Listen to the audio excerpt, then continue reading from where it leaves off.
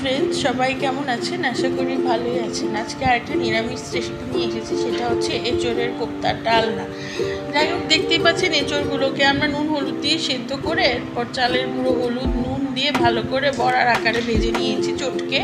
এদিকে একটা মশলা করে নিয়েছি, সেটা হচ্ছে জিরে, লঙ্কা, তারপর হলুদ, নুন, ধনে সমেত একটা মশলা করে জল দিয়ে গুলে রেখেছি। এরপর আলুগুলোকে একটু ভাপিয়ে নিয়েছি, সেই ভেজে নিলাম তেলের ভেতরে। এরপর কড়াতে 5 ফোড়ন, শুকনো লঙ্কা এবং তেজপাতা এবং সেই মশলাটা দিয়ে ভালো করে কষিয়ে নিয়েছি। কষিয়ে মোটামুটি তেল উঠে এলে আমরা আলুগুলো দিয়ে ভালো করে কষিয়ে নিয়ে আমরা গরম জল দিয়ে দিয়েছি।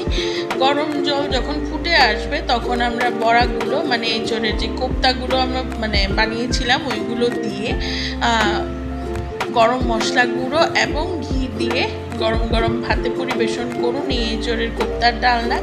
নিরামিষ